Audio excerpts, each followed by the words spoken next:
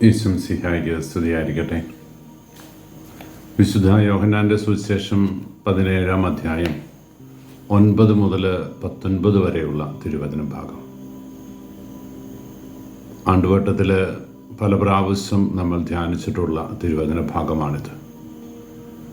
ഈശോ തൻ്റെ പ്രിയപ്പെട്ട ശിഷ്യന്മാർക്ക് വേണ്ടി പ്രാർത്ഥിക്കുന്നു.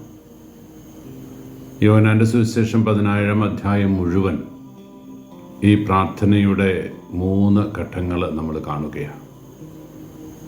ഒന്ന്, ഈശോയുടെ ശിഷ്യന്മാർക്ക് വേണ്ടി അവൻ പ്രാർത്ഥിക്കുന്നു.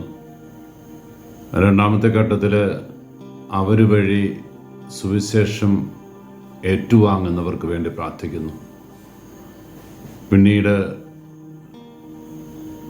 യേശുവിൻ്റെ കാലം മുതൽ ഇന്നോളം ലോകമെമ്പാടുമുള്ള വിശ്വാസ സമൂഹത്തിനു വേണ്ടി അവരായിരിക്കുന്ന ഇടങ്ങളിൽ അവരൊക്കെ ദൈവകരങ്ങളിൽ സംരക്ഷിതരാകണമെന്ന് ഹൃദയപൂർവ്വം പ്രാർത്ഥിക്കുന്നു. ആദ്യഘട്ടത്തിൻ്റെ 2ാമത്തെ മേഖലയിലാണ് ഈ പ്രാർത്ഥനാ മേഖല ഇന്ന് നമ്മൾ കണ്ടെത്തുക. യേശു തൻ്റെ പ്രിയപ്പെട്ട ശിഷ്യന്മാർക്ക് വേണ്ടി പ്രാർത്ഥിക്കുന്നു.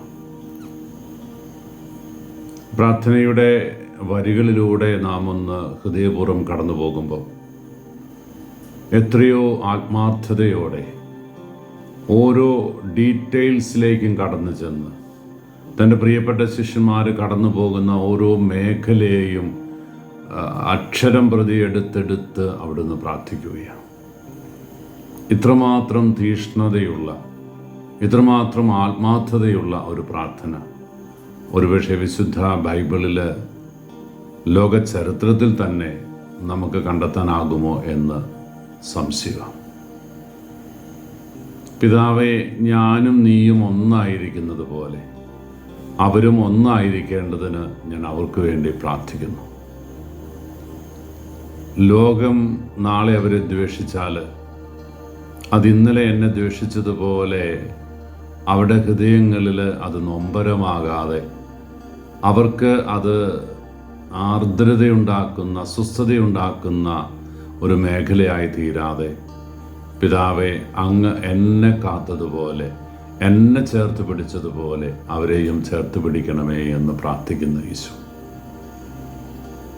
അവരിന്നായിരിക്കുന്ന അവസ്ഥ, നാളെ അവർ കടന്നു ചെല്ലാൻ പോകുന്ന അവസ്ഥ, അവരുടെ ജീവിതത്തിൻ്റെ സന്തോഷത്തിൻ്റെ നിമിഷങ്ങൾ, ദുഃഖത്തിൻ്റെ നിമിഷങ്ങൾ എല്ലായിടത്തും പിതാവേ നിൻ്റെ കയ്യൊപ്പുണ്ടാകണമെന്ന് ഹൃദയപരമാർത്ഥതയോടെ അവൻ പ്രാർത്ഥിക്കുകയാണ്. 2 കാര്യങ്ങൾ ഈ വചനഭാഗം നമ്മുടെ ഹൃദയത്തിലേക്ക് കോറിയിടുന്നുണ്ട്. ഒന്ന്, ഈശോ എത്രയോ വൃത്തിയായി, ഭംഗിയായി, ഹൃദയപരമാർത്ഥതയോടെ നമുക്ക് വേണ്ടി പ്രാർത്ഥിക്കുന്നു.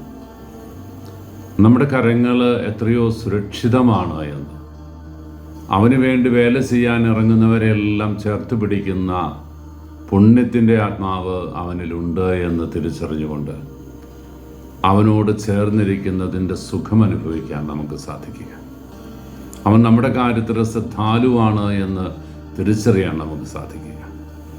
അവനിൽ ആശ്രയം വയ്ക്കുവാൻ, അവൻ എന്നെ കരുതുന്ന കർത്തനാണ് എന്ന തിരിച്ചറിവോടെ അവനോട് ചേർന്നിരിക്കാൻ വചനം നമ്മളെ ഓർമ്മിപ്പിക്കുന്നു.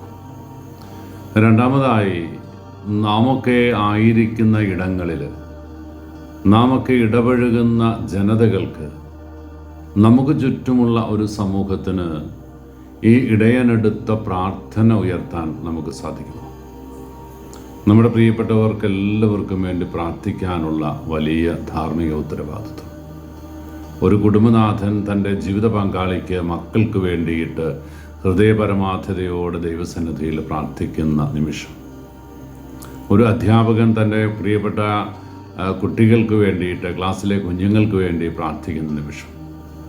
ഒരു ഇടവക വികാരി തൻ്റെ അജഗണത്തിലെ ഓരോ കുഞ്ഞാടിനെയും ചേർത്ത് പിടിച്ചവർക്ക് വേണ്ടി പ്രാർത്ഥിക്കുന്ന നിമിഷം.